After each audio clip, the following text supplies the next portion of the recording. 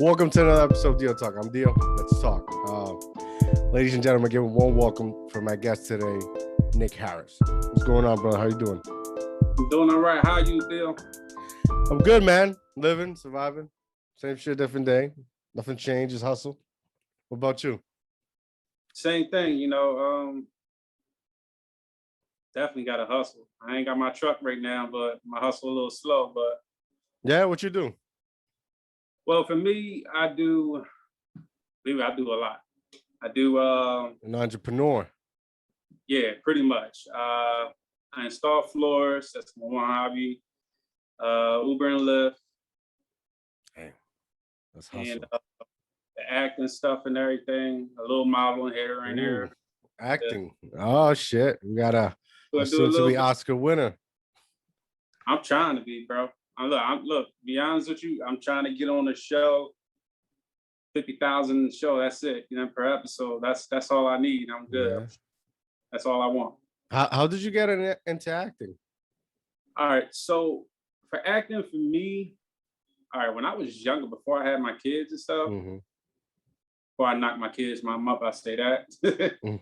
I have no kids, but I was starting to get into it. It was kind of hard. I started, with some of these modeling agencies and stuff. But then, like, I realized they wanted too many fees and stuff like that because I didn't know much. Yeah. Like, back then, when I was younger, I was like 18, ripped with a whole 8-pack, lean as hell, like a buck 75, just lean, ripped, and everything. I got more muscle now than what I did before. And so I got into that because I ran into a couple people. And then, I basically chose, kids and the lady at the time over the whole pursuing modeling and acting and all that other crap. So I'd say about a year and a half ago, my cousin, shout out to Dorothy, Harris. She's a writer, producer, playwright, and all that. And she asked me to be in one of her plays. And I looked at it as my second win, my second opportunity. Like, you know what? Kid's a little older now. So I'm like, why not jump back into it? So I linked up with her, did a play with her. And then that's when I networked. I met a guy, his name, shout out to Mark Five. The intertwined series that they got working on now, filming and everything. It's a blessing to be part of that. My cousin, she co-wrote the play along with all of them. He's producing it. So we working on that. And then working on that, I met another guy, Zay Rodriguez. So shout out to Zay Rodriguez as well.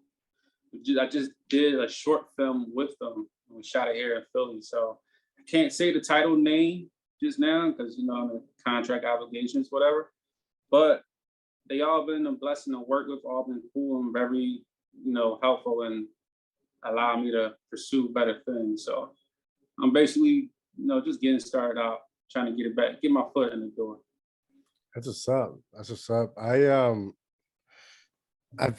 I've never wanted to be an actor, but I've always been like interested in things like that, like back in I think shit 2014, I did a fan film of Batman. Like I'm a real big Batman fan. Like and I'm up into yeah, the people I used to work with, we did a fan film based off Kevin Smith comic book Batman Cacophony, which was dope. Real indie shit. I'll send you a link after for you to watch it. But then like a year later, I did one of my good friends, Eric. Eric, he's always been in the acting scene. Like he's been a stand-in for a lot of guys.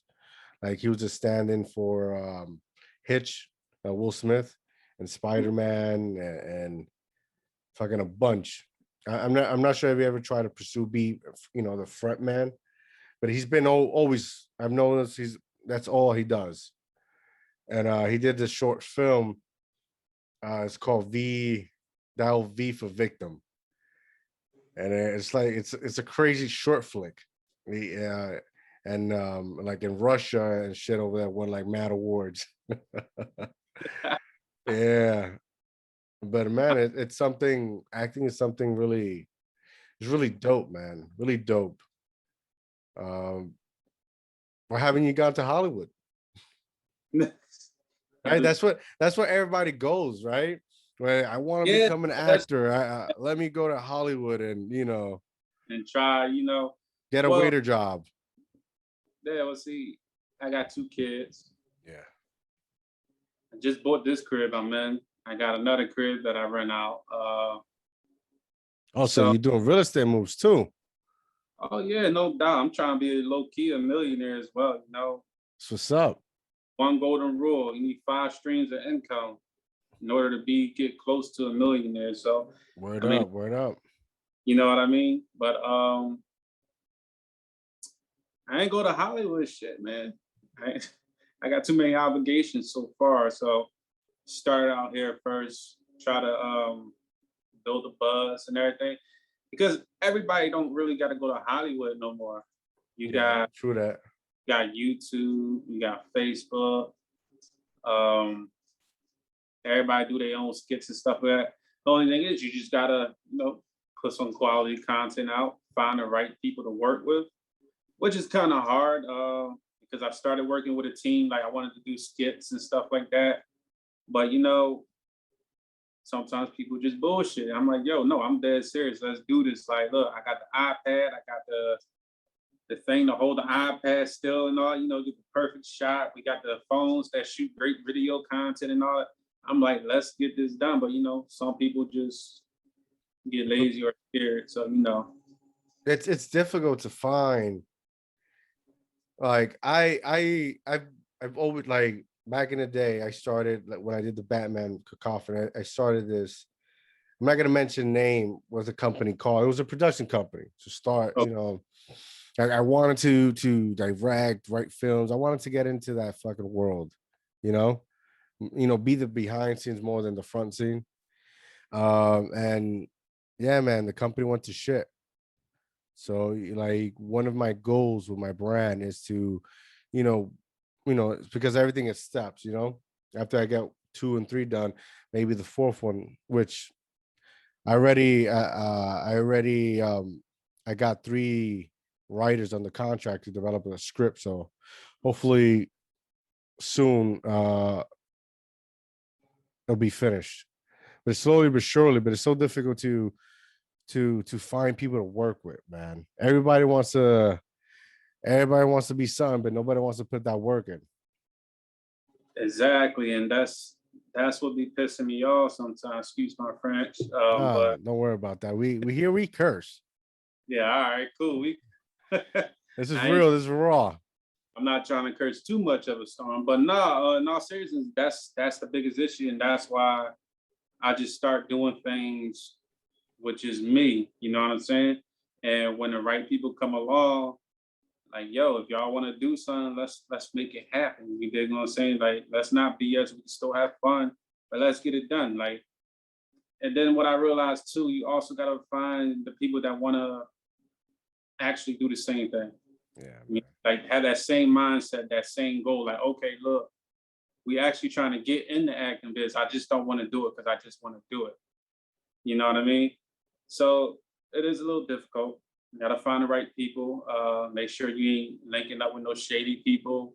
And make sure the people you linking up with ain't doing shady shit to other people that you don't even know, because then you're associated with them and it kind of gets Yeah, no, yeah, 100%. Another thing is that like I tend to find these individuals, they're so talented, whether it's acting, drawing, writing, have so much potential and to do something, but their lack of commitment, and the procrastination are key factors that won't let them evolve into the person they need to become.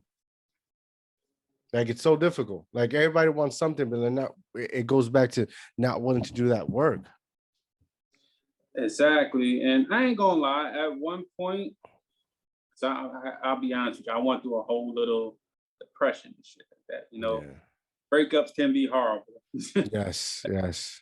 especially if you're like a whole family man. So that shit took a toll on me, slowed me down and everything. And it's a lot of things that I blame myself for that I missed out on. Like, I could have started this acting stuff a couple years back, got back into it years back. But me being depressed and then just doing this, doing that, you know, all the little dumb shit, it was just like, ah man, you know, I wouldn't take the step forward and like, all right, well, you know, I could do this and everything. I can, but I'll be like, no, no, just fall back. And you know, but sometimes people don't even know when they're even depressed. You know what I mean? So that was one of my issues right there that I had to overcome myself in order to even start, you know, to be able to start taking chances again. Because right now, I'm literally taking a fucking chance with everything I do. You dig what I'm saying? Like if I fell, I fell, but at least I know I did take that chance. Dude, I hear you, I respect you. I totally understand you 100%. Hearing you speak it just brings me feelings and memories what I'm going through, you know. I started this brand 3 years ago.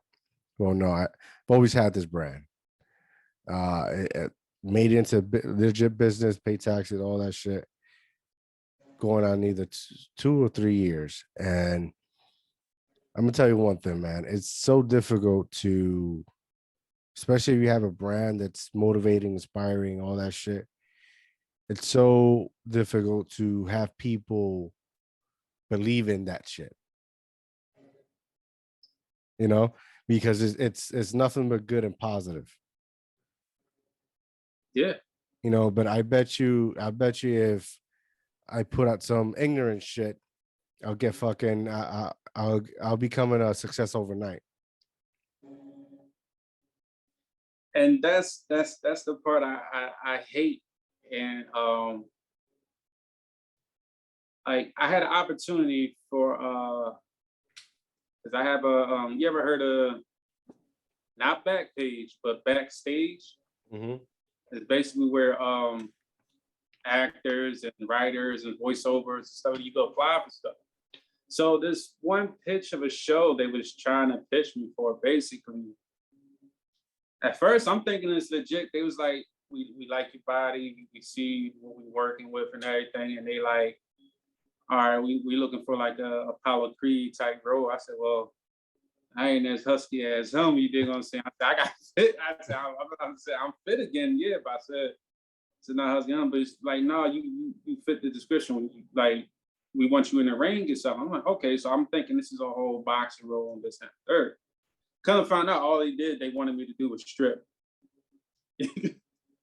and and I was like, because it was a pilot for a season. I forgot what this show was going to be called, but the producer he emailed me and reached out. He said, we think you will fit the role, you know, came in, you know, looked at the interview and everything and all that. My dogs. But got little dogs. They terrorists though. It's cool. But so once I realized that, I backed out of it because I said, I don't think in order to get any type of recognition or anything like that, you know, I should have to do that. You know what I mean? Mhm. Top of that, I got two daughters. Like my youngest is 11, and oh, I'm sorry, excuse me. My oldest is 11. My youngest is 8. So I'm thinking, I'm like, what they gonna think that like, yo, my dad on TV, shaking his ass and all Yeah, this. yeah, yeah, definitely. I'm like, no, and I turned it down. I mean, don't get me wrong, they did offer it's kind of good money, it wasn't bad. Like, it wasn't crazy, but I'm like, the money wasn't bad. But I was just like, nah, I don't want to sell myself short. Like, I don't want to be in an uncomfortable position in order just to make it somewhere. You dig what I'm saying? Yeah, yeah, yeah, 100%. Do that. Look, you're basically all the talent and skill set that you present yourself with. And I ain't no stripper, to be honest with you, bro. I can't do that. I feel that, man. Have you ever thought of this, you know, producing something yourself?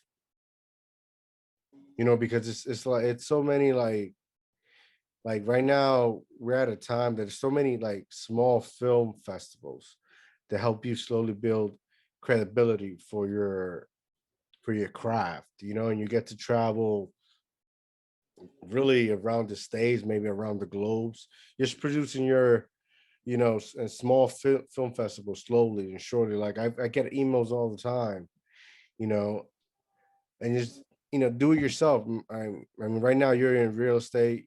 You said you bought your second home, you know, do a couple of flips or something like that, you know, and start it off, you know, make an indie movie with a you know good budget. Well, that's what I'm actually working on. And my only issue with that is just like I said, it's just building the team. Yeah. Building the team, like finding the right pieces. Cause I don't know all the things. Like, yeah, I'm a tech savvy guy, but there are other people that I know for sure that could actually do things better than what I would be able to. Yeah. I could be the guy like, okay, yeah, I know this, but I know you could do this way better than me. And if I see something that I like and I'm like, hey, look, see if you can make that a little bit better this way, that way. Okay, I could be that guy. Like I'm currently, me and my cousin, we're actually writing a script together. I'm like, and so far we like the idea, like the pitch of it and everything. I can't say it right now because it's not trademarked or anything. So if anybody watches this and they like, oh, well, damn, that Like sounds, got it, got it, got and it. they Don't got it. worry. I didn't know that myself. To my cousin's like, yo, don't speak on it too much. Trademark that shit, and then you could talk on it. That way, if they take anything that's similar to that, you know, they infringing or copyrighted, you know, copyright infringement and all that. So yeah, I definitely hope to do that. I had two guys. One guy, he's a good videographer, but he was a bullshitter too. So, and I told him straight up, I said, bro, you the king of this video shit. Like he know how to set the lightings, the effects, special effects, the edits, and all that and everything. And he's like, yo, bro, we gonna work together. We gonna work together. You know how many times I got that same response, like, bro, let's get this going. Like I had a guy that had a classic 73 Plymouth Duster, souped up Mopar joint, everything. We was working on shooting a whole little skit with a muscle car, like on some Fast and Furious type thing, something like that. Well, we was working on all that. I found a guy that sit there and will let us use his back way because it was a nice back way in the countryside we could use in Pennsylvania. Whereas though we were able to rip the roads with it and all, and we could have had like a whole little scene that we could have shot, which I was trying to do, but you know, people bullshit it. You know what I'm saying? And I'm like, I hate reaching out as far as like I'm not gonna say I'm well connected, but I'm connected with a few people. I know people that will do favors for me on the strength of, okay, we know Nick. Nick always been a solid dude and everything like that. So we'll look out for him, this, that, and the third. But I hate when I waste that time and once I get it to happen, people fail to come through. You know what I mean? Yeah. So it's just a process, and it's just you know it's like when you got a batch of weed or something, you know you gotta get the seeds out and shit. You don't want your stems in it. Mm-hmm. So so you know it's like you gotta weed through it. You know what I mean? Just you know trials, tribulations with that crap. You know, so I'm Maybe, you know, hoping. maybe you should like, how do I put it right? Get out of, come out of your comfort zone and reach like go to like hit up people that are in acting schools or taking acting class, you know, that are like really like I saw this show. It's on Netflix. It's called the McKinsey method, something like that. It's with fuck, what's his name? Michael something. It's a dope show. It's about this guy who is an actor and he started his own acting school, and he, you know, he never made it successful as an actor, you know, because it's one of those things. You start reaching a little bit type of fame, that's it.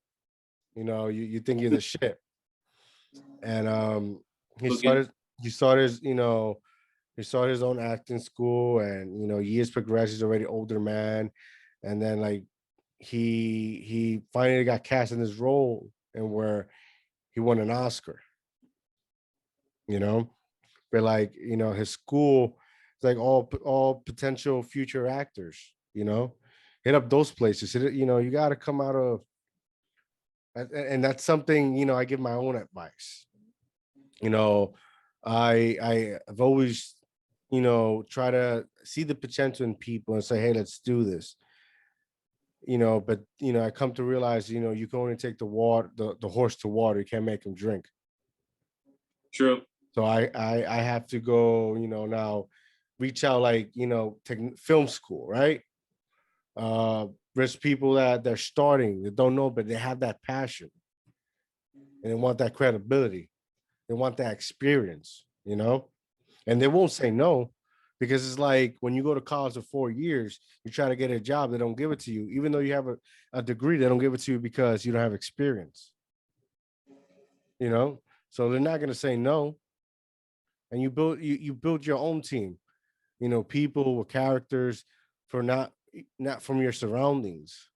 We gotta, it's difficult, but that's what we gotta do. Like, that's what me personally right now, I'm well,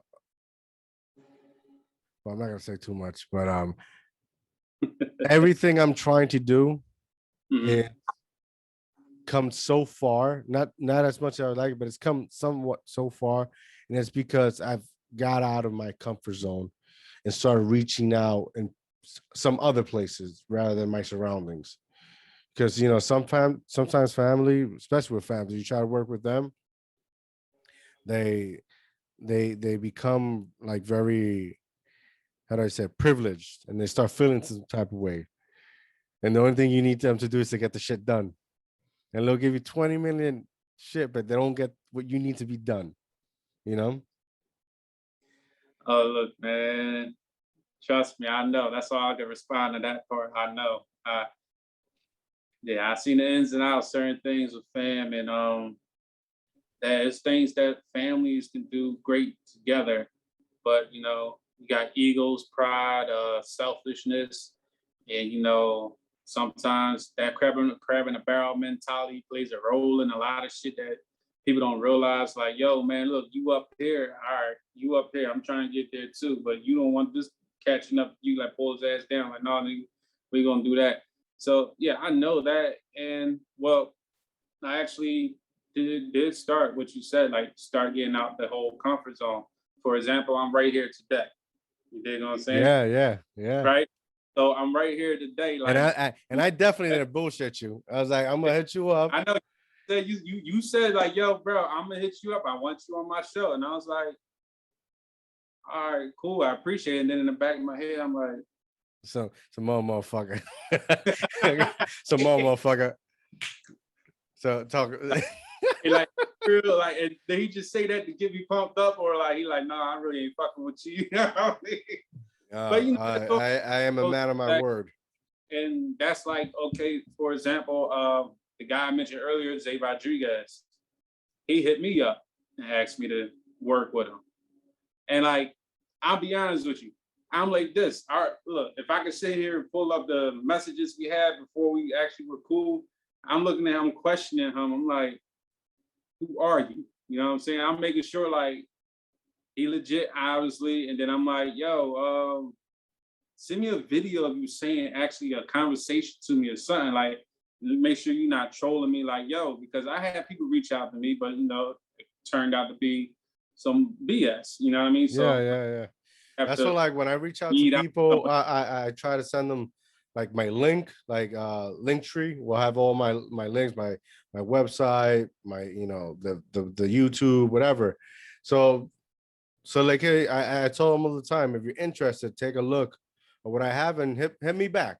I leave it up to them, Mm-hmm. like, because a lot of people just, like you said, it's just BS. I don't have time for BS. I gotta, I got a marriage. I got an autistic son. I got fucking responsibilities. I'm trying to, I'm trying to get out of I'm trying to make something of my life, because no, when I got to this world, nobody gave me anything. Mm-hmm. Right. So now that I'm here, I'm trying to make the best out of it. And it's been, years of BS and stress and anxiety and anger and a lot of shit to get where I'm at just to create this. And I don't have time to waste. I don't have time to BS. We either do it or we don't, you know. Shit. If it wasn't because we did the Black Frequency podcast with my guy, shit, we would have done it right there and then that night. Like I this is me. Keep moving, gotta move. Nah, and I'm glad. Yeah, I'm glad Mo. He sat there. He hit me up. He's like, "Yo, I'm be on a podcast." See Such smooth, yeah. my dude. As he want to be see smooth, Yeah. see smooth. But he sat there and told me. I said, "All right, bet." And then he told me, he gave me a brief description. I said, "All right, that's cool. That's what's up." And I said, "Let's work." And then actually, like when we all was talking, I said, "Yo, man, we like three Migos, or Yeah, you know what I mean?" And I was like, but the whole product itself, like right there, all three of us, we made a quality episode right there. And it's like you could tell standard. it was straight genuine, but Yeah, laughter, yeah. enjoyment, and it wasn't like, how you say scripted or anything. It was just straight Yes. raw organic content, and like that shit was dope. And that's what I love doing. Like when you could come together as people and just be like, "Yo, let's make something special real quick." It may Yeah. not last forever, but Yeah, people's definitely. and people reached out to me because I shared it and I showed it. It's like, "Yo, y'all was funny as shit." They was like, "Yo," there's one shorty. She said, "Yo," because she was laughing at what she said, and she was like, "He said, nah, my wife, she don't play that. She fuck shit up." And she said, like she was telling me her response. She's like, "You damn right, I fuck shit up." That's the truth. Like that's That's the the truth. truth. Like we came like three people. We just came together and like we just put something quality out there, and I enjoyed it. I really did that, and Yeah, I I hope definitely want to do it to do it again. again. I hope to do it again because that was dope. I enjoyed it. It I'm was gonna, I'm gonna definitely do the same thing, but on my podcast. I'm gonna have you and him schedule hey, something up soon. yeah, that would be dope. And had another person. I sent the podcast episode to her. I said, "Hey, check out the podcast we did. Let me know what you think."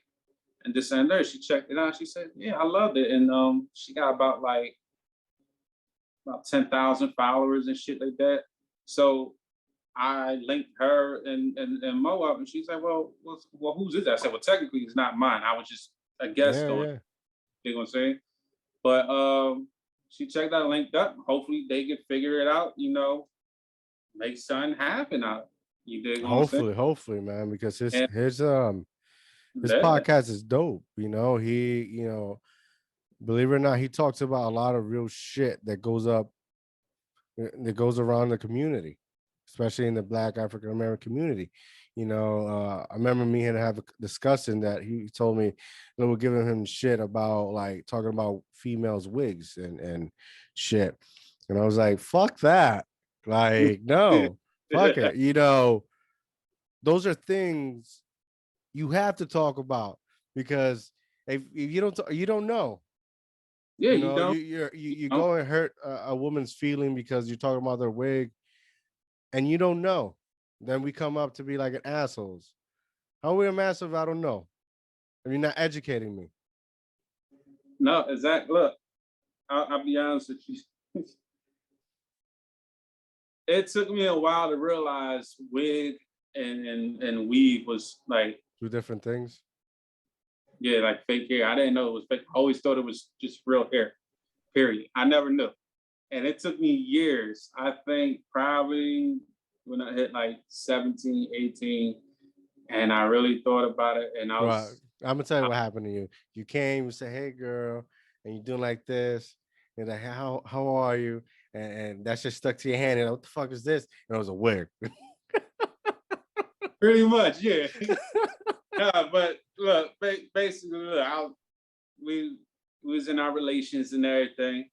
I'm hitting it from the back, and I'm just like, all right, bet. Yeah, I mean, That shit just pulled. you know how girls like their hair to Yeah, get yeah. pulled, still not too much. Yeah, pull my hair, but not my Yo, weave. pull that joint. I'm like this, like instant softy. I became Mr. Softy so quick, and I was just like, oh, like just scared and shit. I said, what the fuck is this? And then I seen a little stocking cap joint there. I said, Oh man. he said, you act like you never seen. I said, I did not know this was this.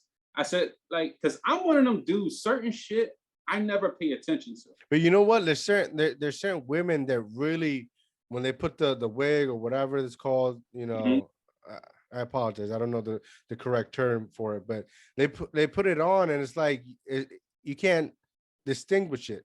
Like it looks real. So Well, that's they're doing a good job. job. That's the job. It's supposed to give you the the illusion that it's real. I mean, I don't and ladies out there that's watching this, no, I do not knock any of y'all for wearing wigs. Ah, do you? Yeah. Wigs look beautiful without them, beautiful with the weave pieces. Not, I get that. So I'm not saying nothing like that. But me personally, I never knew what that was until like later on. Yeah. I never really paid attention to shit. I just always thought that that's what it was. I didn't know it was weave, and like I never went I barely went to the hair store. You know what I mean? So I ain't started going to the hair store until I had my daughters, and they got long ass hair, but they still want some of the weave stuff. Else, I'm like, oh, okay, I kind of get it now. So Yeah. um, so yeah, like it's nothing bad about that, but also you gotta, if you're in this, well, I'm gonna just put it to you like this: any field you in, you gotta be able to speak the fuck up and speak your mind about shit. Sugarcoat shit, and you can't tell your truth about it, how you feel about it, like in a not in an ignorant way, but in a good way. Something wrong with that, you know what I mean? Like you gotta be able to, like you can't get flack for telling the truth. That's like the whole like remember when you said like I ain't trying to get me too, this shit like that. Yeah.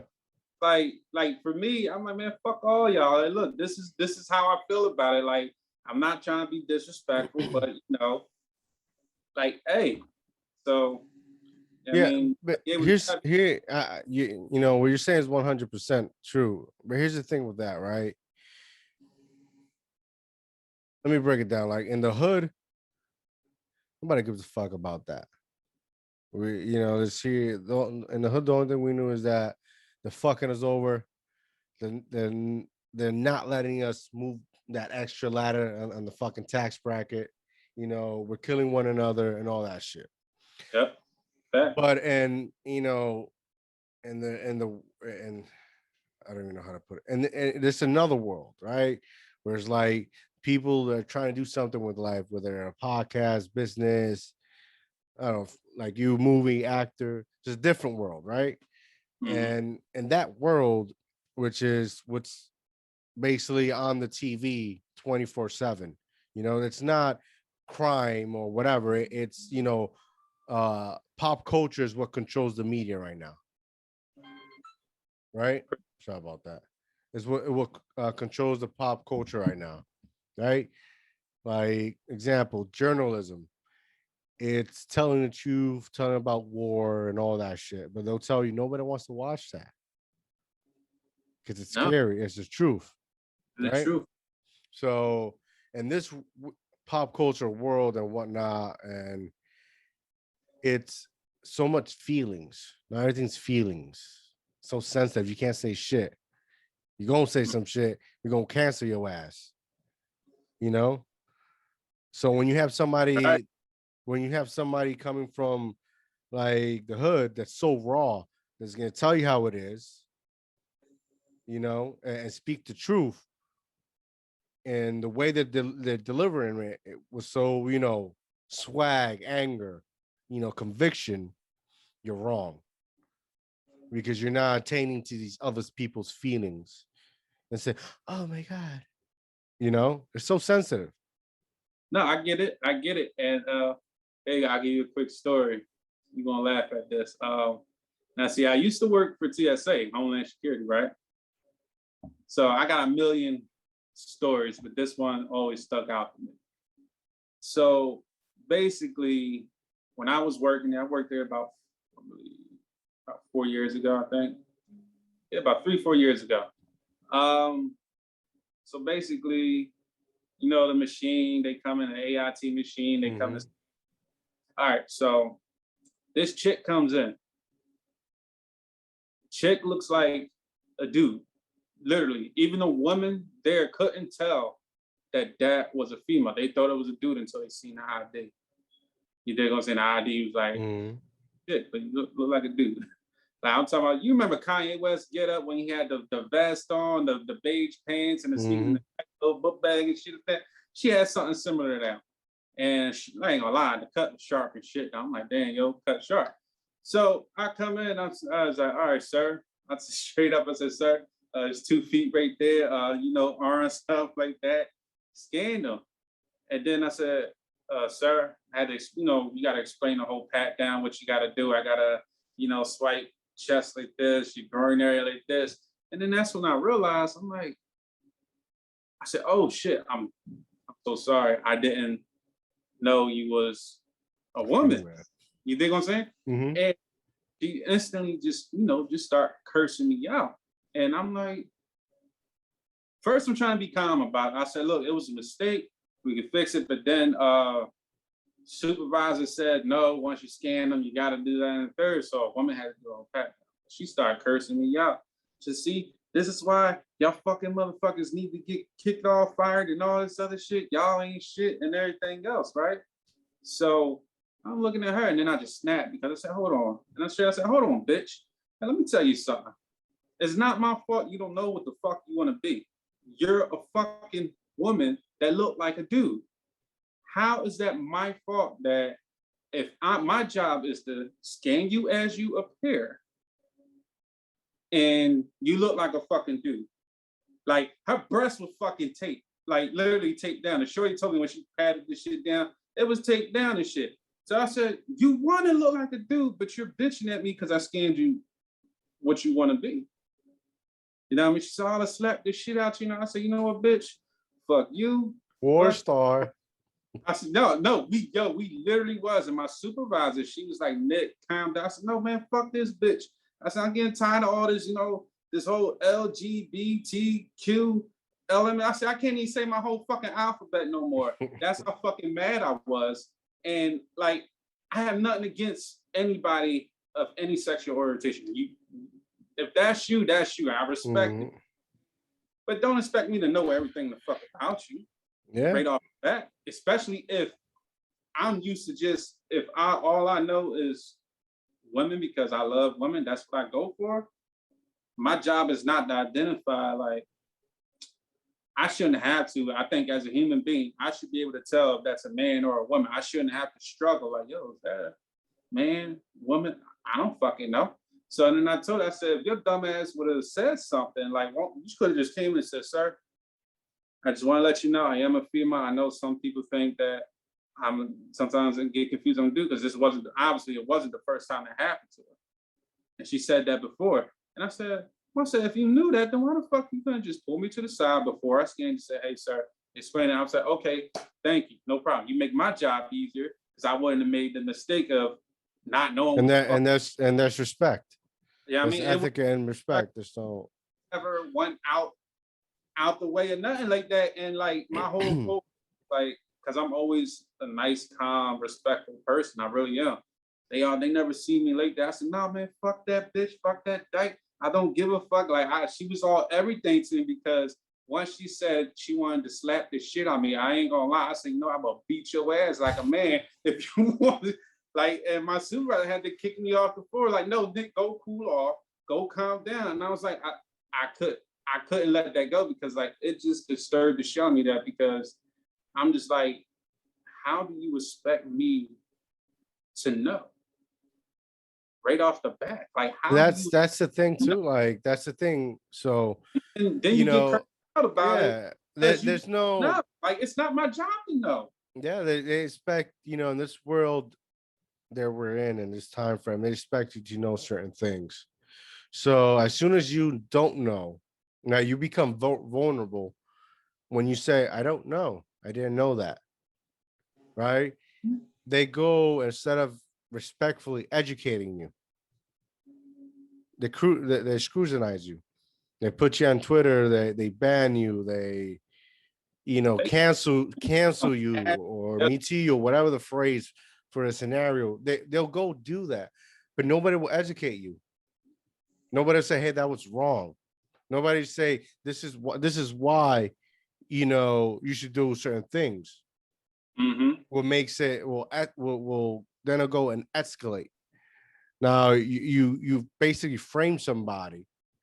You're doing what they doing every day in the hood, putting people in prison because they're not Mm-hmm. educating on the laws of our state. And they're like, even for example, so the other part of that situation was the manager. Because there's a supervisor, but then there's a manager sitting up there in the stupid suit and shit. They all corny anyway. I couldn't stand up. She comes down and defends the chick. She said, I'm sorry, our officers wasn't trained on this and that. We respecting this. Identifying. Yeah, and I'm looking at her. I said, that's the fuck we were. I said, you scan them as they appear. That's what the fuck we was trained in. I said, she looked like a dude, so she got scanned like a dude. Bottom line. But then I forgot also, the manager was a lesbian too. So she had a little itch about it. So I cursed her ass out too. I said, I don't give a fuck. I said, look, if you knew she was that, you should have came down there and told me, like, Nick, look, I just want to let you know, like, you know what I mean? That's coming up good. It's like, look, I know a couple of people probably look at her, you know what I mean? Give us a heads up or something. You know what I mean? But she automatically took her defense, and I'm just like, all right, so I politely apologized for the error. Attempted to make it right. I couldn't make it right because of the rules that y'all have there. On top of that, you come defending this woman after she said she was gonna slap the shit out of me, saying I'll knock you the fuck out too, and all this other bullshit. And you're trying to crucify me for clapping back at her because I'm like, I said, look, I don't care if it was a dude. I said, I wish it was a dude because I really would have knocked his ass out. But so it's just like the whole thing is like, I guess, It was an ugly scenario. It was an ugly yeah, scenario for it could you, have for her. It was. been way better. It could have been handled way more professional on both ends. I'm not gonna lie, I did get out of context, but my anger and emotions got the best of me because look, I'm from North Philly, man. I don't take threats lightly. You dig what I'm saying? That's one thing about me. And I know I'm not no tough guy, none of that shit. I try to avoid drama as much as possible. But when you threatening me and everything, then I'm gonna do something. I don't care whether I'm working in law enforcement or whatever the case may be. I don't like that shit. You know what I mean? It's like a pinched nerve. Just like it snaps. Like, yo, all right, kick his ass, kick her ass. And but it definitely could have been handled way better. Definitely could have. Do I regret it? Nah. I mean, I still laugh to this day No, because I'm like, you can't regret sometimes you can't regret something that you really wasn't at fault. Besides that you flipping and how do you put it, snapping that, if you're able to manage yourself, could have had better.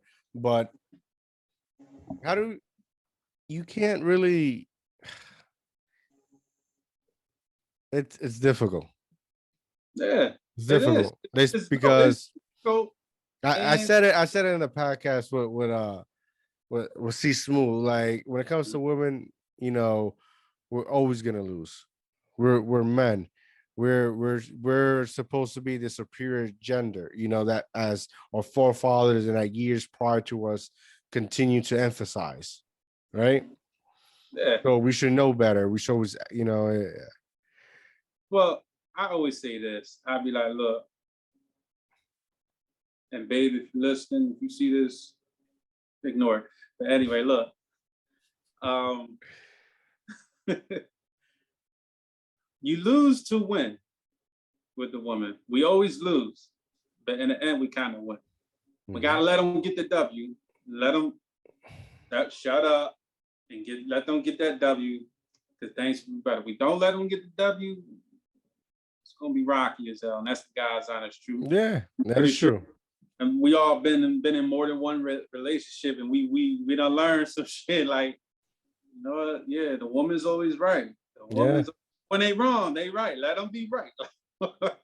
Like let them be right. Like, and it's crazy. And then on top of that, you know what's funny?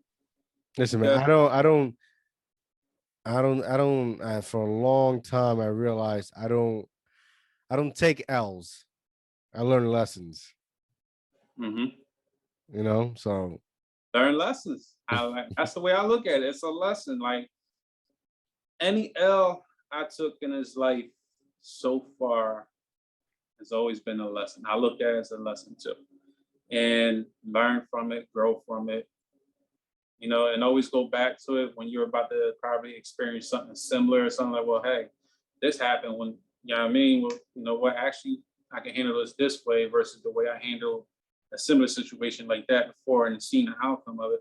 So, yeah, you could definitely, any L you take is a lesson. So, only suckers consider L's a L. I mhm, don't consider L, a L. I consider L a lesson.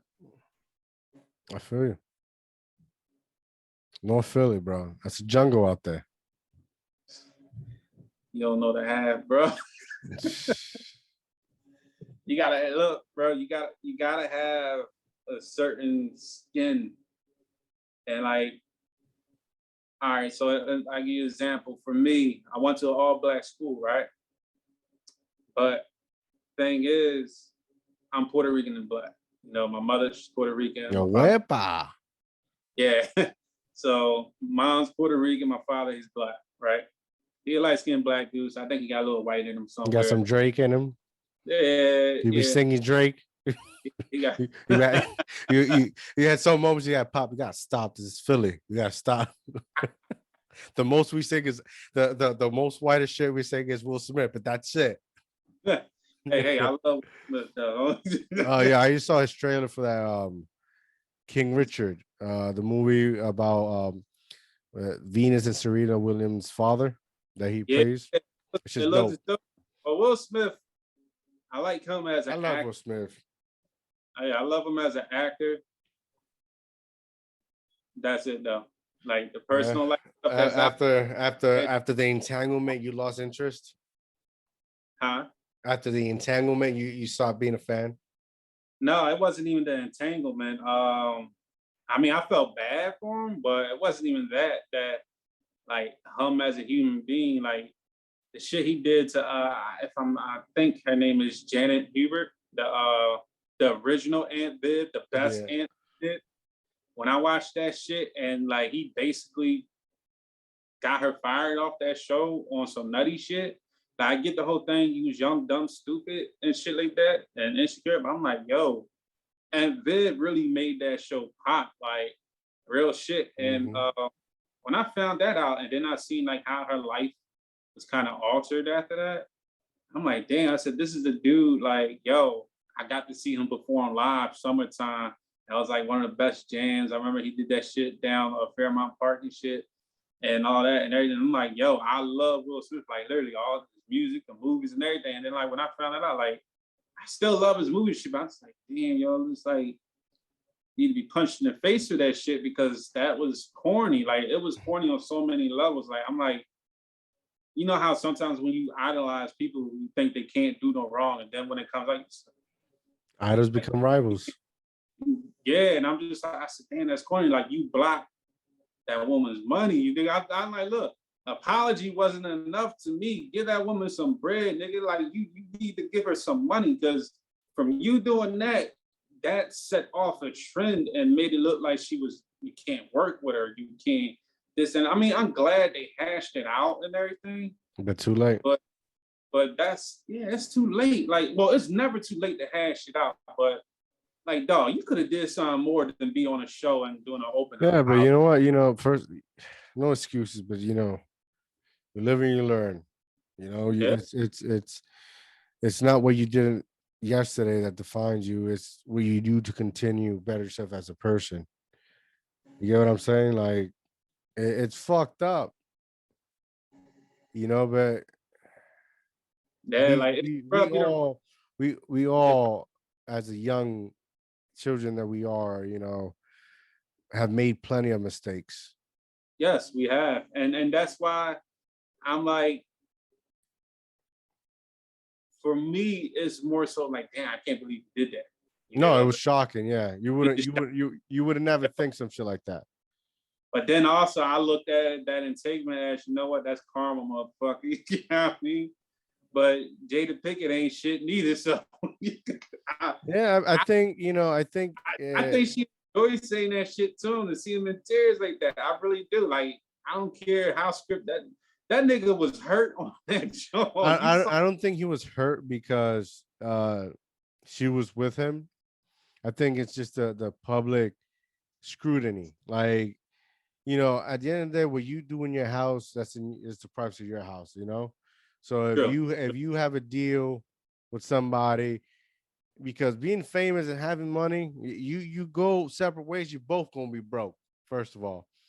So from a Yeah, marriage, it becomes a business. Then you got these kids that, they're good kids. They become good kids because you have found a way to work together. So he probably was like, you go do you. Just make sure you don't, who humiliate me. And then she he, got with she got with somebody humiliated, younger. Yeah, he humiliated the shit. yeah. And the fucking worst part, like, yo, Jada must got some good pussy because, yo, what was it, the Augustina kid? That But nigga couldn't. he did that fucking to promote his fucking album. That's Yeah, BS. That's BS. That's a publicity stunt. He's been off for quite some time. that's true too. That's true too. Like, you gotta listen, man. I realize, when you were a kid, man, Yeah, and like, I know you have gone through this shit as I gone through it, because you from North Philly, like you said, right? Like, it was a point when you're a kid, you're like, you're stuck. You feel like your back is against the wall, right? And you're like, you feel like that torture, that you're miserable, that unhappiness is never gonna end. It's never gonna end. That it's always gonna be there. It's always gonna be there, be there, and be there. And it wasn't until like 24 hours ago that I realized, like, it did finish. It did end. And I've been walking around for years with these wounds that have been healed for so long, but yeah, I feel like I'm bleeding out of them. And it's been holding me back in so much shit in life, because I've been stuck with that mentality.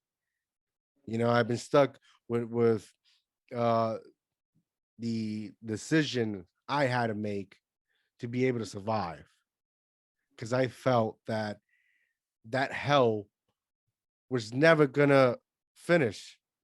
I was gonna, I was gonna be stuck there for eternity. And I literally realized 24 hours ago, when I had this conversation with my wife, because this is where the person you're with is a good investment, right? And she helped me realize, like, fuck, I've could have done so much in my 20s, or maybe not, if that I could have been something a little bit more, because hmm I was stuck, that was in that hellhole, because it stays stuck, and you feel like it's never gonna end, especially when you have a bad day. And it did end, because I got married, I bought a house, I have a son, I'm starting a business, and before these 24 hours, I was like feeling like, yo, it's like growing up, it's just never gonna end, but it did. So, like, it's not what you did yesterday, it's the person you're trying to be, you know, within an hour, within 2 hours, within a year, within 2 years, within 5 years. So Will Smith, he fucked up that woman's life, probably. I mean, he fucked up a lot of opportunities. I mean, don't get me wrong. She still managed to be who she is and everything. But I think a lot of opportunities that she could have had were taken away because of that. Yeah. You know, But he took I, accountability of what he did.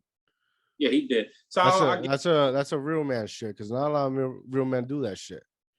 yeah, and then that's why I I said mean, I give. I give or take, I don't know if it was a like they just did it because of the show, you know. Yeah, But so we don't know that, but yeah, like from looking at it from the outside, yeah, he took accountability for it, and that's why I give him his 2 points at. But overall, it's just like, man, it's whatever now. But they made up, so can't be mad at it no more, I guess. But it's just a disappointment because I'm like, dang, yo, it was Fresh Prince, you know what I mean? yeah, It's, yeah, yeah, yeah. so, but the comment on what you was saying, as far as the wounds and stuff like that, like, bro, I don't live technically. I don't even live in Philly.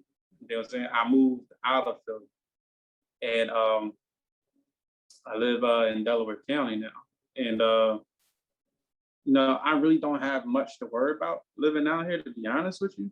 But I still have that North Philly mentality, and and I'm like me, I keep my strap with me 24/7.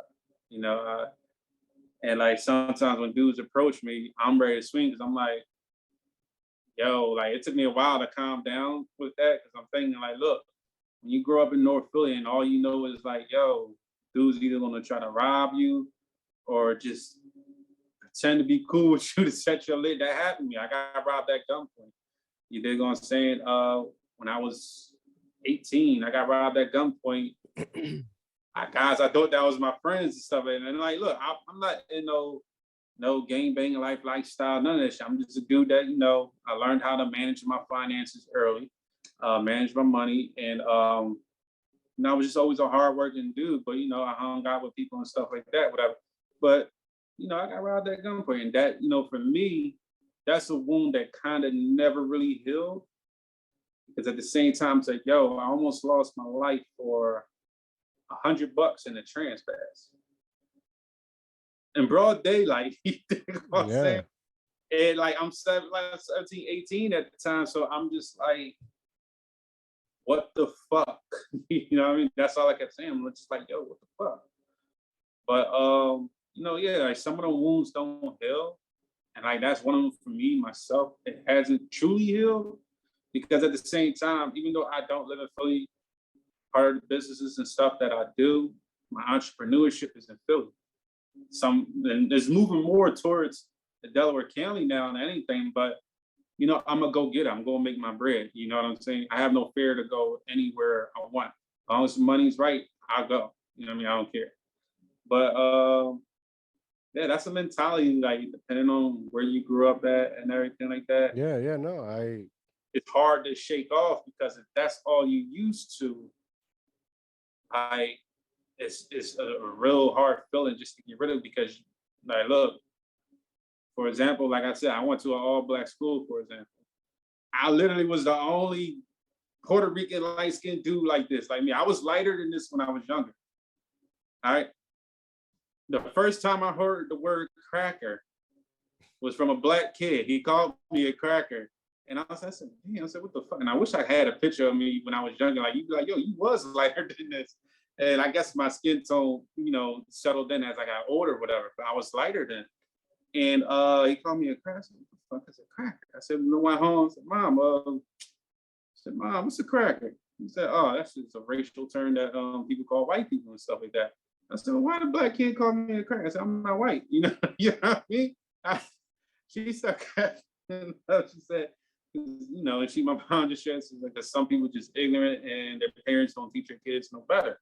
Which is true. That's one of the issues that plague a lot of communities in the urban neighborhoods and stuff. But that's a simple fact that, they teach their kids pure ignorance instead of respect. And that's why we have half the issues we have now in today's society with these kids, because it all starts from home at the end of the day. Half these parents don't even raise their kids anymore. YouTube raises their kids. word up. Word up. I learned. Yeah, yeah, word up. Let me ask Yeah, you something. Let me ask you something, right? go ahead. Like when I just want to know somebody else's point of view. Like when like rappers or people, they say I gotta show the hood love, right? Or that I'm never, they glorify the hood. Like is like, is it because I've experienced life out of a certain difficult scenario growing up, that I know that something's more. Like when I hear somebody say, I gotta show love for the hood, like, but the hood's trying to kill you. Oh, I gotta show love for the hood, but they're about to rob you. Oh, I gotta support my hood, but they're trying to take food out of your mouth. Right. And this is a question. I could be right, I could be wrong. I just want to know because let's use it as like a public figure. Like look at Nipsey, right? Nipsey Hustle, Mm-hmm. right? Rest. He everything he did was for his hood. He became a million, billion, we don't know, in being in his hood. But yet his hood is the one who took him away from us. All right. So my response is that well, I want to say this one more time. Rest in peace, Nip. I was fucking with Nipsey Hussle when I first saw him on I believe, if I'm not mistaken, on the XXL mag. Mm-hmm. The Class John. I'm like, oh, I said, yo. So he looked familiar. I thought he was Lloyd and Snoop Dogg. Like I said, Yeah, right. like I thought he was Lloyd and Snoop Dogg. But I Oh actually shit. the shit and his flow, and like a lot of people weren't fucking with Nip's music as much as they did now when he passed away.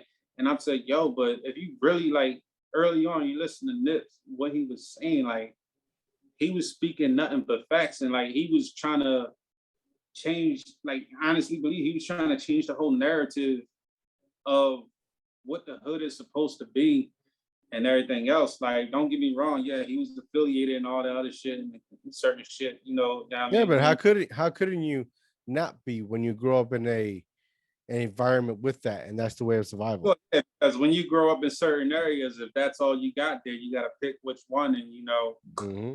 it is what it And you is. gotta pick quick. Pick quick, or you're gonna get shot anyway. Mm-hmm. But so when they say you gotta show love to the hood, to me, that's the biggest mistake. Because, for example, Meek Mill, like I watched Meek Mill since when he was a kid. When he had the braids and shit. Mm-hmm. And he was yelling at phones. Yeah, and when he was rapping on the Flamers, John, and all that, we used to sit there and believe that's I guess that's high school, ninth grade. Yeah, ninth grade high school. He We was used to, young. He was young. yeah, we was young, like listening to it. It was eighth, ninth grade, whatever. And so I'm seeing the kid like, yo, he rapping and blah blah blah blah blah blah blah, blah this that and that. I'm like, okay, go ahead, Mickey doing his thing. And you see how everybody was behind him, rocking with him, and this that and third, right? So, but at the same time, I can't really say too sure, but I honestly believe half them people that was rocking with behind him probably were half the people later on in his life that probably was trying to like, all right, he got on, we gonna rob this nigga next. and Yeah. and third, like, because look, people clown Meek for trying to make peace with two rappers. Like, yo, he said, look, I could put a lot of Philly niggas on, but y'all gotta stop this beef. You should stop this and the third. Like everybody can eat out here. And I don't know what the other rapper his name was, but they clown him and say, yo, don't come this way, don't come this hood, like we whoop your ass or whatever, and shit like that. Like you a nut, you ain't got no play, whatever. So my whole thing is show love to the hood. It's hard to like that's a no-no because when you make it out of the hood, you don't go back to the hood. It's 9 times out of 10, they're going to kill you because you're up there, they're down here. And it goes back to what we said earlier, crab in the barrel mentality. He made it. We should be happy. Guess what? We need to try to get everybody else to be like, yo, you don't gotta be a rapper to make it out the hood. There's a lot of talent in the hood, period. A lot of dudes that that didn't even go to school for business, that have the business mindset like a motherfucker, that have artistic skills, that they can sing, draw, whatever, fix houses. It's a lot of dudes in Philly that got so much talent, but it's wasted because they stuck chasing one of the dumbest dreams that possibly won't never happen in general. And so for me, to show love to the hood, this is what I'll do. If that's me. If I'm Meek or if I'm anybody that came from a certain hood and just like, look, I'm not gonna be hanging around that hood anymore. So I know what the fuck that hood do. I don't want to go back there. I mean, I'll come through for a concert, put money in my city and shit like that. Yeah, I'll do I that. feel do Not, like a food I'm not drive or something like that. in the hood no Give more. tours to the kids. Yeah. Like, okay, for example, there are a lot of abandoned homes around here, right? You ain't gotta put your name on it. Put an LLC out. Start building these homes up. You dig what I'm saying? Make these shits better. Stop leaving around. You know, like as half these rappers know certain things about the hood, they know the things that they would have wanted to change if they could. Back then when they was growing up, like, I would change this, change that. Okay, well, guess what? Make it safer for these kids. Show these kids, even though this is what you rap, tell them the truth. Like, yo, y'all don't have to be this. Y'all don't have a lot of these rappers, what they put in the songs, that's what they make these kids think that this is what it is. And But there's no money in that. Yeah, I know that. See? There's no money. You know why? I watched this interview with Cameron, right? From Dipset. I think Drink Champs with Drink Champs. Drink Champs. No, with Nori, right? Yeah. And he says like he was telling us he was telling a story about this girl, and it's basically like between Nas and Jay-Z. And he's like, Nas is the truth when it comes to lyrics and speaking that word. Yeah. But the girl straight up told him that I don't want to be, preached to when I'm in the club. So I want to listen to Jay-Z. Like it's like the number one thing that sells anything is sex. I bet you my brand, if I posted up a girl with some nice titties, about to pop up the shirt, my brand, my shit would sell. My shit would sell. Had a chick on the show, just yeah. woo. Yeah. Post up with a bikini, it'll sell, make money.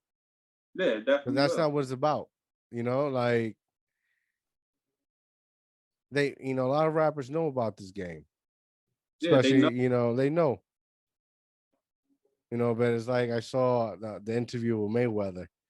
Like when he fought there's Jake Paul or the other dude. No, I think it was Logan. Logan? Yeah, Logan is like Logan, yeah, Logan. I can't feed it's like basically I can't feed my kids with legacy. I gotta feed my kids with money. No, look. Here's my thing with Floyd. He got a point. I don't know if it's true, if he can read or not. I'm not too sure. But I think that's just 50 clowning the shit out. And the internet just ran with it. Yeah. But with Floyd, you got to give credit where credit due. He's not, to me, I think I put him in probably top 5 boxers. I don't put him as number 1. I have my reasons. But overall, Floyd is great. And business, that dude know business like this. Mm-hmm. Like this dude orchestrate these matches, whereas though rather people will say they cherry picked or not, but he knows how to make money.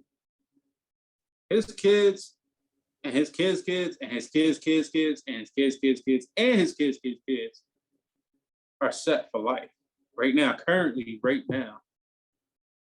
Like he's literally, I think when it comes to business, he's literally the smartest boxer when it comes to business, hands down. And I think that's where a lot of the hate comes in at. He's like, yo, you look at the stats when he did that fight for Logan Paul.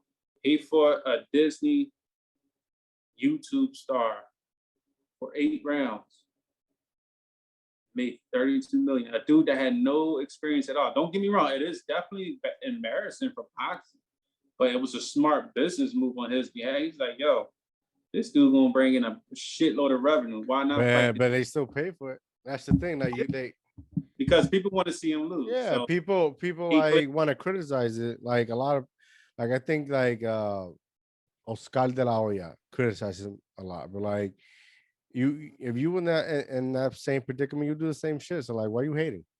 Because you're is not that eating. Because you're not eating. to fight somebody that look like he gonna kill him? Yep. I don't know, but whoever that dude is, I seen the picture. I ain't even bothered to read it. They talking about De La Hoya in the article. They said De La Hoya starting to regret this. And I said, nigga, look, if I was De La Hoya and I seen that dude, I'm like, yeah, bro. I think I'm gonna just, just tap myself out. I'm not gonna fight that dude. Like it's certain, like, and De La Hoya has a little envy, but De La Hoya overall, he was a good boxer, great boxer too. But I think he personally should have stood in retirement. The only dude that should be allowed to fight that who I honestly believe is the best boxer. I don't care about his losses. Is that's able to come out of retirement anytime he wants. It's Mike Tyson. To me, he still is the baddest motherfucker on this planet. Period. I don't give a fuck what anybody say. That nigga could walk in any hood. He could walk in the hardest hood, and not no one nigga would even think about disrespecting that motherfucker. Facts. And that's facts. Like you could go to the top nigga general and the Crips, the Bloods. Have you seen he has a podcast called the Hot Box, I think Hot Box with Mike Tyson with Boozy. Yo, he's that John dog. Huh? He scared the shit out of Boozy. Yeah, and Boozy is somebody that allegedly like paid people to have other people murdered. Some shit like that. Like, and he had him shook. Yeah. And he's like, it's like, what gives you the right to call Wayne's son some shit like that because he wanted to be transgender, some shit like that. Yeah. I mean, I agree with Boosie. Not calling him a name, but I agree with the concept of what Boosie was saying. Yeah. It was understandable. It was understandable, but how he put it, it was more so like, bro, you just talking shit about the kid and shit, and like, I mean, you just disrespecting the kid. You don't even know the kid. But I get what he was trying to say, but I think his emotions were just too raw, and how he said it and everything. But that's the thing I was telling you earlier. It's that delivery. It's how you talk. Like I trust me. It's something I've learned throughout the years. Because I grew up in Puerto Rico from the barrio. I had fucking DEA every fucking other Thursday jumping in fucking and taking people hostage because they were selling drugs and shit like that. I was constantly trying to get stabbed. People was always trying to shoot me, and just being me. And I was just me, just walking down the street, minding my business. Imagine somebody that was actually in that life, right?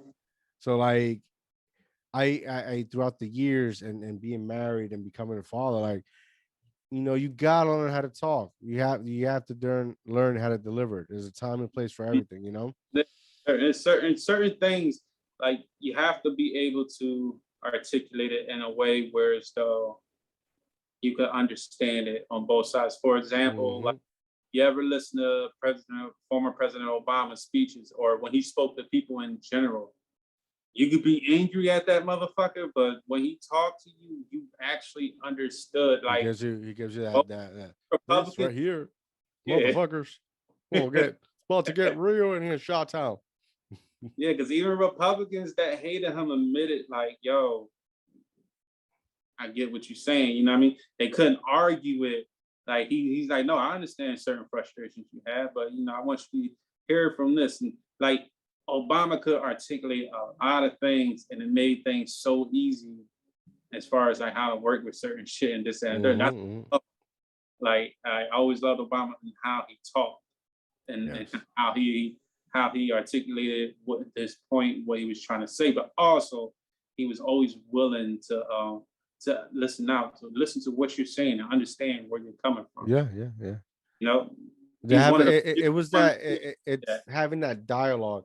having that conversation where you express your opinion, I express mine.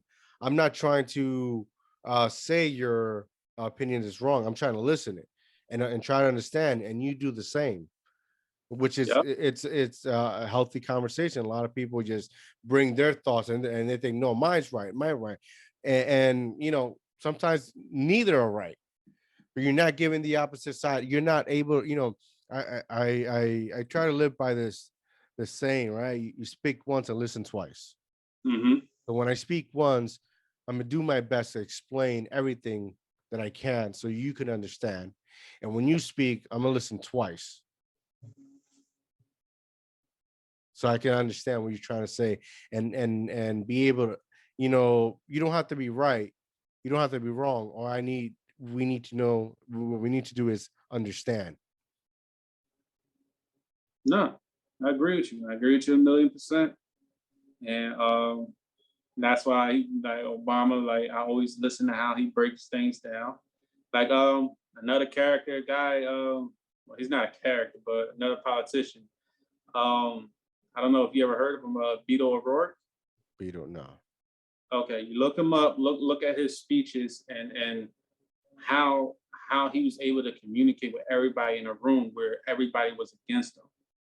And at the end they basically he made them clap for him and this and the third because he articulated in a way and listened out to people. Like he even spoke out, with the whole kneeling thing, like how they had issues with kneeling with the flag and stuff like that. You look up his videos, look up his speeches and everything. And he has a lot of similarities as far as how Obama was, would articulate things, how he would listen and is willing to listen, and and get a good view from both of them and get people to understand certain things. Like he turned a room that basically he walked into that literally just like Mhm. that's big what I'm saying. And Did you ever see that there's a clip and where I think he was giving a speech and there's somebody like a fan or a supporter was from the other side and he was saying something and Obama stopped and said, no, let him talk. There's no reason why you should not. He has, like he's a veteran. He should have his right. Go say what you have to say, sir, or something like that. That was so yeah, inspiring. that was beautiful. And that's true leadership right there. That is true leadership, not dictatorship. Like, yo, at the end of the day, he sat there and let a man that probably was against him Hmm. and it didn't like what he said and said, hold on, let that man speak. Let me hear what he's saying. You dig what I'm saying? And when you have more people like that, honestly, whether it's man or I honestly think we can accomplish way more in general in life. You know what I mean? Hmm. So yeah. 100%. 100%. I agree. I agree. It's like, it's not like, when the difference between a man and a woman is like when they talk, like a man just wants to know where, when, and what, that's it. He'll tell you that's what happened. It was Jimmy. We was at Fridays. We drunk. He got fucked up, and we left. Right. A Mhm. woman, a woman would give you everything else with detail and emotions and how she was feelings at that moment when she saw her friend drink that first shot. I was like, well, it's more detail. So we have to do a better, especially for our women, a better finding a better way to communicate because that's half the battle. That's No. just half the battle. One thing a lot of people have to realize behind every great man, there's a great woman. Yes. And that's how we function. Like, that's plain and simple. Like, yo, some of the women I dealt with helped me out with certain things and helped me realize certain things, because I'm not gonna lie, I'm not perfect. We got errors of judgment and everything. They show me different ways of thinking, certain factors like that. So I always tell people, you gotta always remember behind every great man that you see, there's always a great woman, or there's some type of woman figure that's sitting there like, hey, I'm gonna argue with you about this. I'm gonna tell you, like, hey, I don't agree with that fully. I think you could have handled it this way. I think you need to look at it from this perspective instead of your way of thinking and all that other stuff. So it's always a great woman behind a great man. Yeah, yeah. The brains, because they always right. Always right, always know it all. Yeah. Shit. Right? Relationships, man, they're crazy. Nah, relationships. Fuck, you need them. Can't go without one. Not saying you can't, but I'd rather die with somebody knowing I was in love with them than die alone like an old dirty bastard or something like that. You know Listen, what I mean? if you can adapt to the rules and regulations that are, made clear within the relationship, you're gonna be fine. Maybe somebody else that want to follow the rules, you can't like you can't do something you're not supposed to and don't not worried about the repercussion. It's an equal, it's a line. It's supposed to have a balance. No, that's true. You need a certain balance. You gotta, like I said, no relationship is ever gonna be perfect, right? So think this is how I look at it. I tell any woman I deal with, and some of them find it hard when I say this. I say, look, all you gotta do is love me and fuck me, and everything will fall through. And one chick, she's like, "What? What you mean?" I said, "Just love me and fuck me." I said, "That's it." She's like, "Really?" I'm like, "Yeah, that's all. Like, I don't need nothing else." I said, everything else will, fall in line. Hmm. And I said, I know it's going to be compromises because it's going to be things that you don't like, things that I don't like. You know what I mean? But the thing is, it's never meant to be perfect. If life was perfect, we don't exist. So I tell anybody, you got to really think about how y'all manufacture your relationship, how y'all build it up and everything, the OEM quality of it. And if you could compromise and still be happy within yourself, then your relationship is gonna be fine. But if you compromise where it's though you ain't happy but you're still sticking with it, because I guess sometimes people just stick with the relationship because of money, or I'm gonna just stick with them until I find somebody else, or stick with her until I find somebody better. Like, no, just walk away from it, because otherwise you're wasting that person's time, but you're also wasting your own time too. Yeah, you're stuck in that the fucking hellhole for no reason. You got to.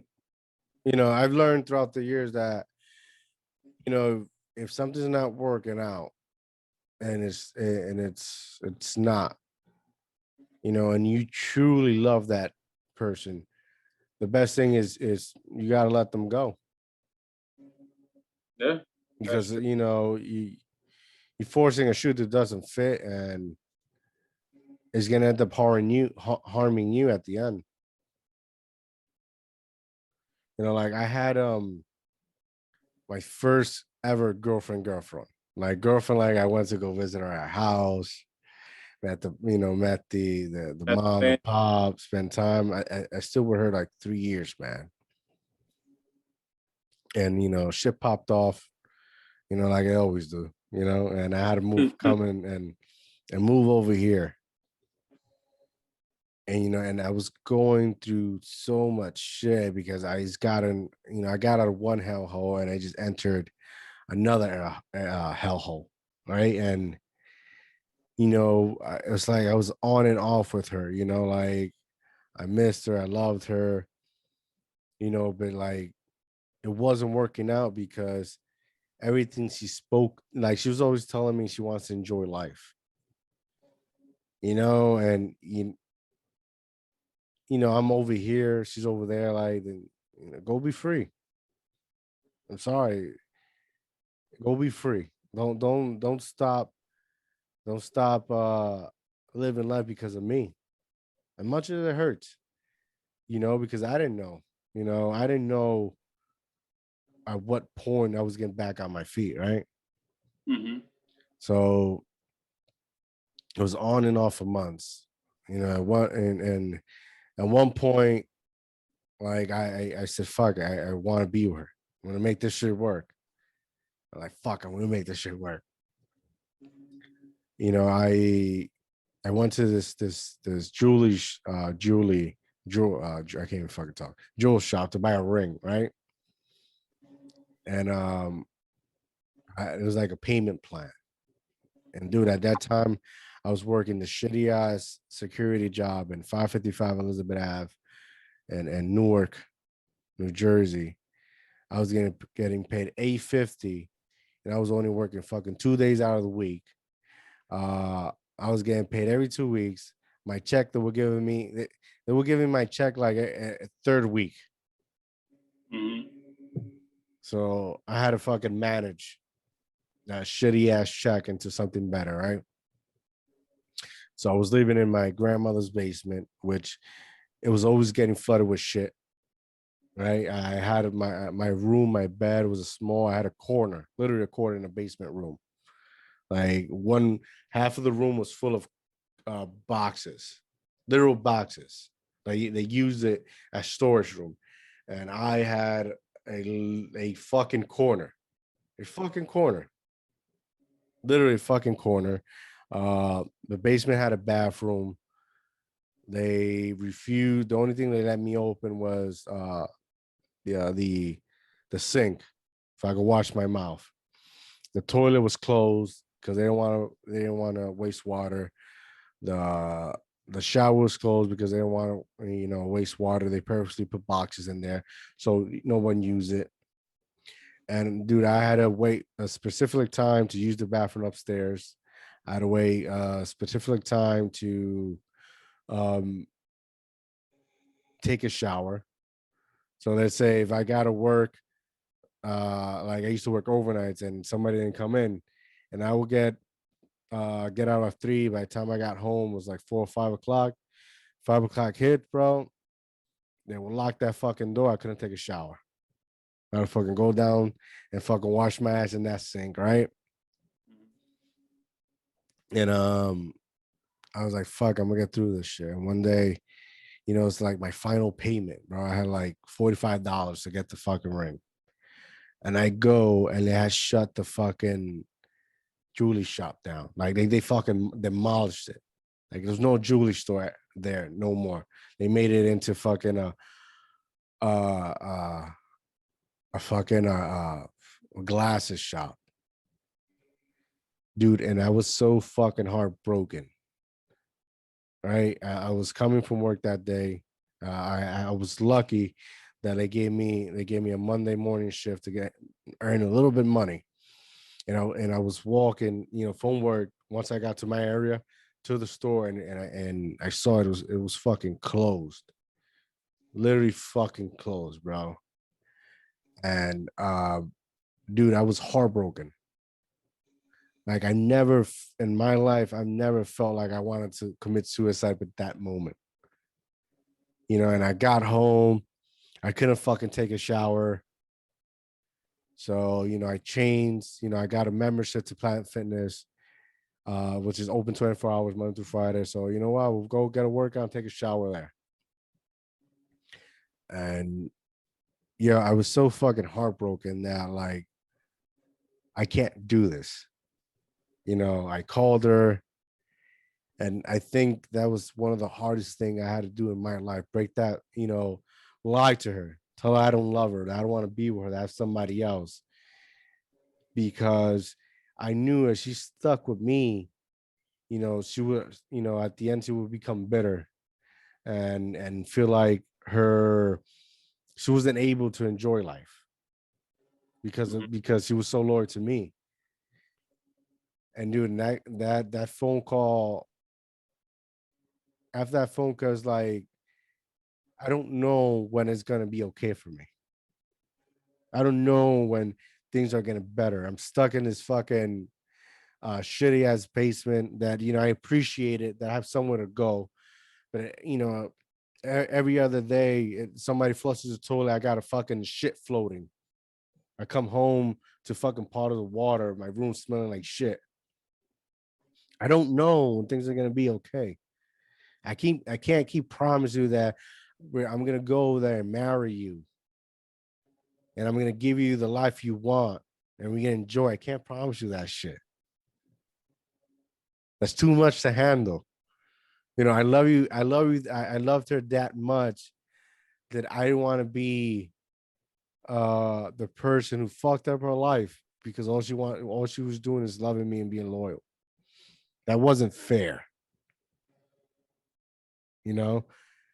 And you know, I look at my wife sometimes, and as you remember that moment, it's a vivid freaking moment because it's somebody I wanted to marry. I wanted to spend the life with her, you know, like in Friends, she was my lobster. I thought at that moment. So sometimes in relationships, if you love somebody that deep, yo, you gotta let them go. No, no, I agree. It's impossible, bro.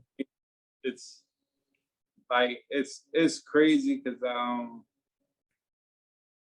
we share like a similar story to a certain extent. Mm-hmm. Mine's just a little crazy. I'm not gonna say it on this show. I'll tell you one day when One day, yeah. we link up in person, I'll tell you that shit. You can be like, oh yeah, that's why you when you want to say it. But I get where you coming from, and I respect that a million percent. I mean, it's fucked up. You know, you had to say a lie in order to, you know what I mean? But also it was more so protecting her than anything because like I said, she could have been blind and not see certain things that you were seeing because you only know what you was going through. Bro, He didn't know everything you yeah, was. I told her I was living this life and it was okay because I didn't want her to worry. I didn't, you know, I had a very good relationship with her mom. I would talk to her mom and she would tell me, oh, she's crying, she's depressed and all that shit. And like, and her mom is very real. She's not gonna fucking play, you know. It was that deep. Sucks. No, look, I definitely get it. Like I said, you you did the right thing. Like it sucks because you'll sit back and think about like, damn, what the you know, everybody sits back and think on the what ifs. You know what I mean? But at the same time, you gotta look at the positive what if, but then you gotta look at the negative what if. You know, who's to say will you be where you at right now if you actually continue on, you know what I mean? And you'll sit there and look at it and just be like, damn. So Yeah. all you can do is wish them the best, hope them well. Say like if you're a man of God or you believe in the whole Jesus Christ and all that stuff or Allah, whatever you believe in, you know, you say a prayer and like you wish them the best and wish them well and wish them many blessings because at the end of the day, you know, you blessed for that too because the simple fact they say you could have been an asshole, dragged their ass along and literally wasted half the life, you know. Yeah, I mean, because that could have been your turning point too, if you think about it. You Mm-hmm. did thing would have made you realize, like, yo, I gotta change some shit up. Yeah. I may not be able to get, you know, may not be able to get her back, but you know, at the same time, I did the right thing. She'll be better off. And you know, if you're one of them type people that look at the present, future, and everything like that, you'd be like, this will prepare me for the next step in my life. Yeah. You know, so if anything, it made you more of a man. But us as men, it's certain things that we won't sit there and tell a woman, you know. And sometimes women would think that it's more selfishness and everything like that. But no, after listening to you, this is a prime example, ladies. If you're watching, it's like, yo, listen to what he just said and the reason why he did it. Even though it's fucked up that, you know, it was a lie, but it was in order to set her free and not set her up for disaster. Instead of ruining her life because of the path he was currently on and not 100% sure if that path was going to change or you know blessings was going to come or like the darkness that was surrounding him was going to ever go away. He lied to keep her safe away from that in order for her to continue her life on instead of dragging her along. And and then a lot of women out there, y'all listening, y'all know there's dudes out here that do that 24/7, drag y'all with y'all with Yeah. their dumb shit and everything, and expect y'all to just stick there and y'all waste your whole time. Instead, he did what a real man would do, and he figured out a way to where as though, even though it did kind of suck, but he made it where as though she'll be okay. Yeah. You know what I No, mean? And she still I give you hates me until this day, but I'm mad good. props, bro. I give you mad props. It takes Shit. a lot of guts and heart to do that. Also, just a lot of guts and heart just to even admit that. You dig what I'm saying?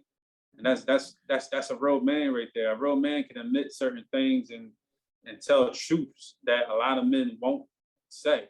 You know what I mean? So I give you 100% respect points for But that, bro. you know what it is, man? It's I grew up with my grandparents, and for them, every person that was a pillar or a wall in their life, it started diminishing like this slowly, boom, boom. Every Hmm. other I grew up, yeah, I lost counts how many fucking funerals I went to.